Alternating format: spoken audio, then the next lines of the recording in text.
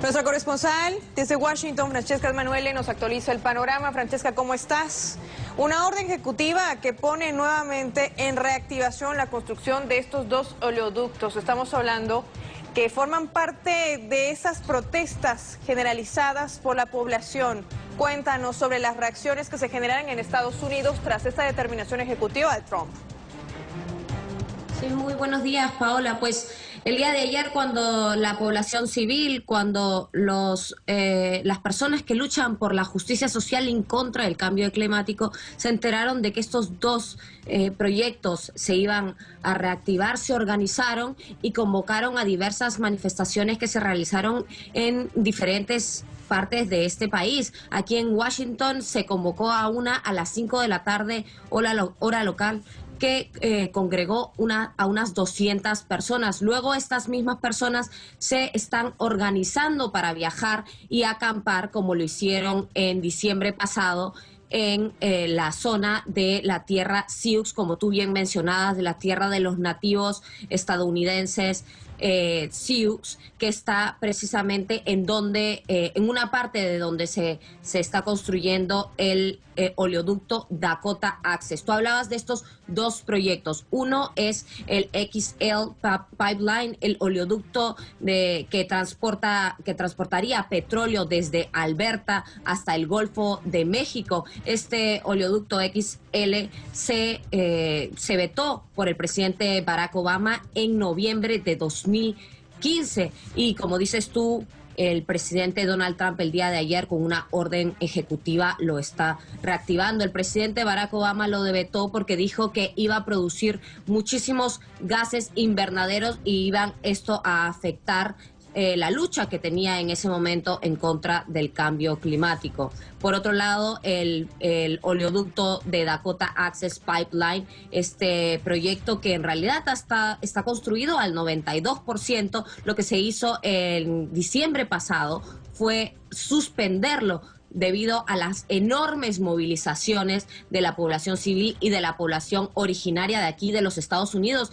Fueron como 10,000 personas las que fueron a acampar a esta zona y finalmente lo que se decidió fue suspenderlo, pero no para parar totalmente su construcción, sino simplemente para cambiar la ruta de construcción, para ver si es que se podía encontrar una forma de que esta no pase por las tierras sagradas de indígenas y para que esta no pase tampoco por una zona en donde está el río Missouri, pues los ambientalistas y los indígenas decían que el oleoducto podía contaminar sus aguas. Hay que recordar, Paola, que nosotros sabemos, tenemos conocimiento, está la información dentro de todos los medios de comunicación, que Energy Transfer, la compañía principal de construcción del oleoducto Dakota Access, donó $100,000. La directora de esta compañía donó $100,000 a la campaña electoral de Donald Trump.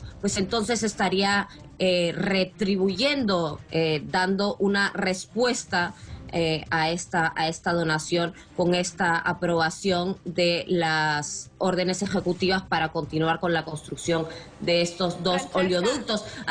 Sí. Perdón que te interrumpa, el dato que nos proporcionas es altamente interesante y oportuno también analizar la situación de lo que está pasando ahora tras haberse frenado con el gobierno de Barack Obama y reactivado ahora por el gobierno de Donald Trump, prácticamente para pagar o devolver ese gesto en medio de la campaña. Pero hablando de esas movilizaciones, manifestaciones que han sido constantes del pueblo Sioux, que impide no la construcción de este oleoducto, hay que recalcar aquello lo que tú dices, sino el cambio de ruta del mismo. ¿Qué va a pasar en esta jornada? ¿Qué se prevé para este miércoles en cuanto a esas manifestaciones? Bueno, aquí en Washington, D.C. no se ha convocado otra manifestación porque este es un hecho, es una orden ejecutiva que a las personas las ha tomado relativamente por sorpresa.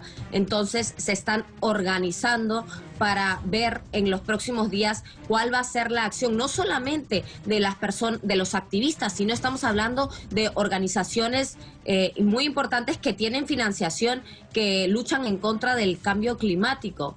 Se espera que para el fin de semana estas manifestaciones van a reactivarse y que va a haber contingentes de aquí de estado de Washington y otros estados de aquí de este país que viajarán de nuevo a Dakota Access Pipeline, a esta zona, para luchar, para continuar pidiendo que se elimine este oleoducto, porque puede contaminar las aguas del río Missouri y también porque está localizado en unas zonas sagradas para los indígenas Sioux.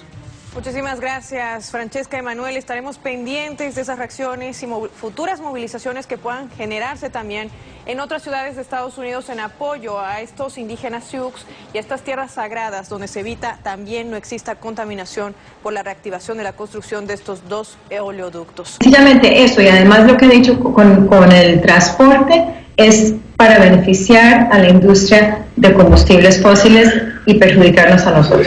Lamentablemente este tema siempre tiene un contenido político, ¿no? Porque ya durante la presidencia de George Bush se veía también esa oposición.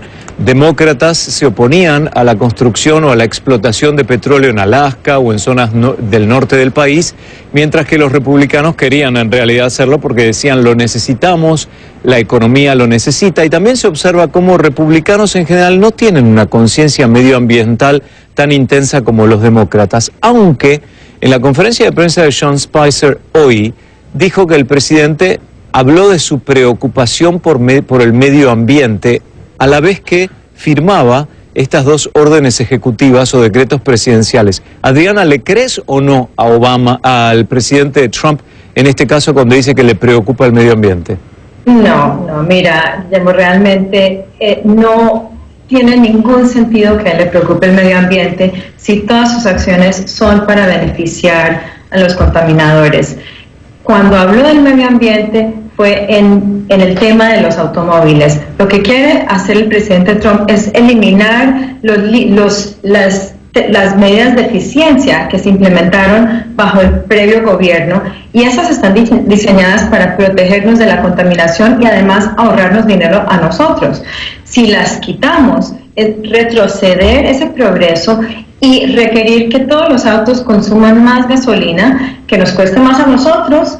¿Y quiénes se enriquecen? Ahí están los intereses petroleros. En este caso de las tuberías lo mismo, porque los que se van a perjudicar son, por ejemplo, las tribus y muchas comunidades, porque los riesgos que tienen estos proyectos son sumamente graves.